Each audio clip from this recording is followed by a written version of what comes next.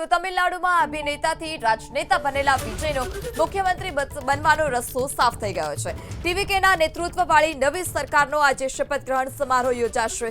સવારે 10 વાગે ચેન્નઈના નહેરુ ઇન્ડોર સ્ટેડિયમમાં વિજય મુખ્યમંત્રી પદના શપથ લેશે। વિજય આજે સવારે 10 વાગે ચેન્નઈના જવાહરલાલ નહેરુ સ્ટેડિયમના રાજ્યના 5મા મુખ્યમંત્રી તરીકે શપથ લેશે। કોંગ્રેસ સાંસદ રાહુલ ગાંધી પણ શપથ ગ્રહણ સમારોહમાં હાજર રહેશે।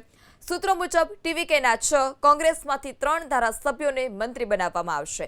વીસીકે અને આઈયુએમએલએ વગર શરતે સમર્થન આપવાની જાહેરાત કરી છે। બંને પક્ષો પાસે 2 ધારાસભ્યો છે।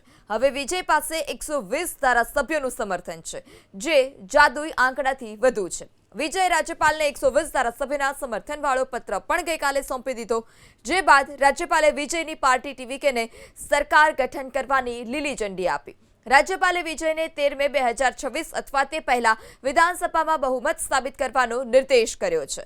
તમિલનાડુમાં 1967 પછી એટલે કે લગભગ 60 વર્ષ પછી બિન દ્રવિડ પક્ષના મુખ્યમંત્રી હશે। આ પહેલા વર્ષ 1963-67 સુધી કોંગ્રેસ સરકારમાં એમ ભક્તવત્સલમ મુખ્યમંત્રી હતા। ત્યારે હવે થોડી જ વારમાં એટલે કે 10 વાગે વિજયનો શપથ ગ્રહણ સમારોહ હશે। ટીવીકેના વડા અને અભિનેતા બનેલા સી જોસેફ વિજય તમિલનાડુના નવા મુખ્યમંત્રી તરીકેના શપથ લેશે। તેઓ સવારે 10 વાગે રાજ્યના 9મા મુખ્યમંત્રી તરીકે શપથ લેવાના છે। વિજય સાથે અન્ય 9 મંત્રીઓ પણ શપથ લેવાના છે। વિજયને અલગ અલગ પાર્ટીઓનું સમર્થન પણ મળ્યું છે।